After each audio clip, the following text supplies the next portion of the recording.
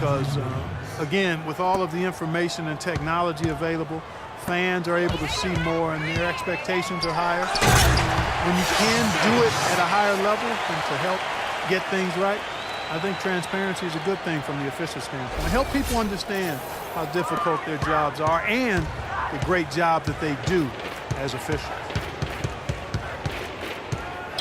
Buttinger with a screen on Rivers. And a wide open look here for Wiggins. And he comes off the screen to bury the jump shot. That's just a case of two teammates working perfectly together. One setting the screen and the other using it to get that separation. And here's Turkoglu from the arc. Rebound collected by Levine. And Glenn Davis is going to pick up that foul. That is his first foul of the game. Martin's checked in for Minnesota. Here's Levine, and the Timberwolves tack on two more. That's a nice job of getting the ball in the paint and burying the shot. That's exactly how it's done. And a foul called on the shot. Got him on the way up that time, so he'll shoot two right here. Well, a breakthrough season for Lance Stevenson, the former second-round pick out of Cincinnati. He's an all-star candidate. Did not make it, but was really close. Improved in just about every category as well. And Lance Stevenson was one of the most improved players in the league last year. Certainly worthy of all-star consideration. He upped his rate of scoring, assists, rebounding. He was fantastic as a rebounding guard. At 6'5", 230 pounds, he knows how to use that frame to get to the glass. He's gotten to the line much more recently, shooting a better percentage from the field. He clearly is one of the up-and-coming players in the league. Bennett kicks to Buttinger. Drains the three-pointer. Just a little under 2.5 minutes have passed now here in the fourth. Stevenson drives in, and so he draws the foul on the shot. A trip to the line to shoot two. And for Stevenson, you look at his career numbers, Steve, he's dramatically improved his field goal and three-point percentages pretty much every season. Yeah, he just has a great love for the game, Kevin, a flair for the dramatic on the court, but most importantly, the dedication to strive for greatness. Johnson, he's checked in for the Clippers. And a change for the Timberwolves. Payne's checked in. Here's Stevenson. Makes no mistake on the open jump shot. Stevenson's got 7 points for the quarter. Well, I think he shot the ball well, guys, but I don't think he shot it enough. The more shots he gets from here on out, the more they'll stretch out this lead. Zach LaVine, a bit of a late bloomer. Wasn't a top recruit until he hit a late growth spurt in high school. Now he's a 6'5" combo guard. Came out of UCLA after one season. Still a bit unproven, but one of those upside picks because of his athleticism and shooting range. And LaVine played point guard in high school before his growth spurt. And Clark, you see him as more of a point guard, a shooting guard. I see him as a shooting guard at this point. I mean, just based on what I saw of him in the 1 year at UCLA. Tremendous athleticism. He's a bouncy young fella. Streaky shooter at this point. But I like his energy level. He's going to be a guy that has a chance, I think, to be a really good two-way player. Lets it go with the three. Here's Bennett. And a foul called on the shot. Got him on the way up that time, so he'll shoot two right here. Breaking down some numbers here, the hustle stats for the Clippers. And they continue to run and gun throughout the game, guys. They've worked hard tonight at crashing the boards as well. They've had a bunch of second-chance points. Anthony Bennett had one of the most dismal rookie seasons ever for a #1 overall pick. Really didn't come into camp in great shape. He had shoulder surgery, also had an asthma issue.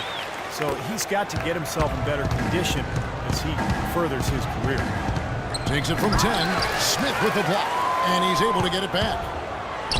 Floats one up. Shot by Bennett, no good. Los Angeles has gone 0-3 so far in the fourth quarter from long range. And he hits it and gets hacked on the play. A three-point possibility if he can convert the free throw.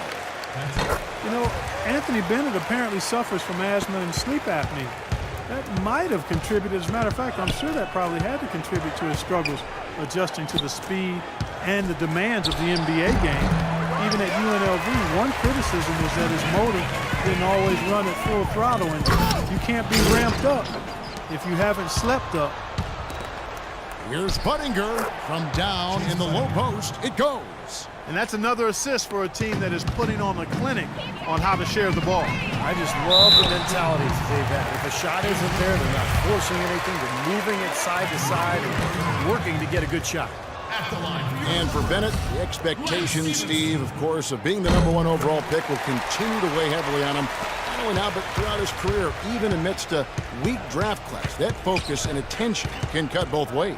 Yeah, and Kevin, I think his inconsistent body language suggested that mentally the pressure was getting to him. Hopefully, he can find a way to get his game back on track. Clippers have gone 6 of 9 on their field goal attempts since the start of the fourth quarter. Stevenson drives in.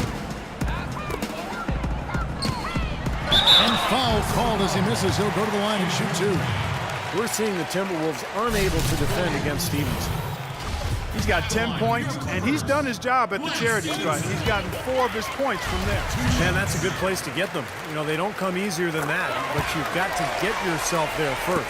Guys, this is the second season since the league returned to a 2-2, 1-1-1 finals format. It was a unanimous decision at the time, and I haven't sensed any regrets. The feeling was, and continues to be, that the top seed deserves to have Game 5 at home. Plenty of daylight on that shot. 7 points for Johnson. Boy, he's so hard to stop, guys, because he poses a ton of matchup problems for the defense. And he gets it to go as they call the foul. He's on his way to the line for 1 more. Really, they haven't worked it inside as much as they did earlier in the game. And the way they did it in the first half, I think they've got to get back to trying that. It worked for them then. It should work for them now. Gary Neal's checked in for Minnesota. And now with Clark, every NBA team flying charter flights, travel much less of a concern with that 2-2, 1-1-1 format. Yeah, and I like that. I like the fact we went back to that. It makes a lot of sense in this day and age. You don't give an advantage or disadvantage to either team. So very good to go back to that. And with the league showing a willingness to increase travel a little bit for the good of the game, it makes you wonder if you'll see a top 16 interconference playoffs. Again, I've already voiced I'm not in favor of that, but I think it's something that has been discussed at least a little bit. It has not been an easy quarter for them, at least offensively speaking. This game's over, guys. I think we can say that with certainty. Yeah, I agree with you there. We have officially reached garbage time. 1:43 left to play here in the fourth.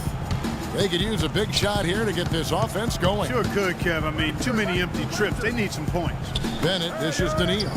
Nice ball movement by Minnesota. Stolen by Stevenson. Man, one team is just completely outclassing the other tonight. Spirited performance, and it really ignited what is turning out to be a monster win here for the Clippers. You're right, Steve. It was a standout performance across the board. They were just, at times, Clark, it seemed toying with it. Yeah, like watching a cat play with a mouse, Kevin. Quite honestly, they were able to do more or less, whatever they wanted to do. So looking at the season total, this will be their 17th win. Oh, what a great way for them to have kicked off this season series. These two teams play twice more, and no question who's going to have the advantage in those games after what happened here tonight.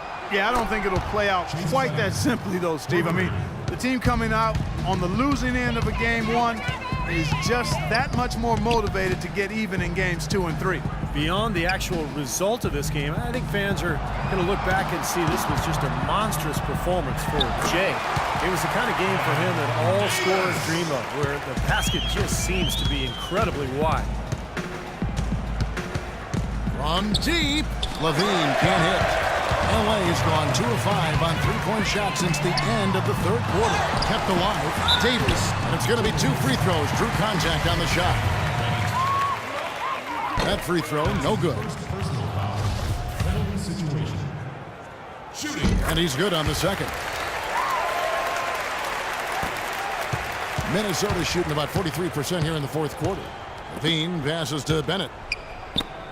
Fires the 3. Levine can't hit. Now Stevenson. Lets the 3 fly. Cannot hit. So the Clippers winning this one easily. They put on a show tonight, thoroughly controlled.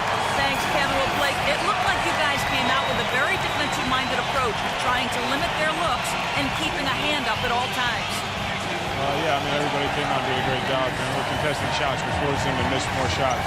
To make sure we had a hand in their face. And then, we got rebounds and got them to open court and take shots. Thanks for your time, Blake. Kevin, back to you. Thank you, Doris, for that. And now for Clark Kellogg, Steve Kerr, and Doris Burke. This is Kevin Harlan saying see you next time as we present our Jordan Player of the Game, James.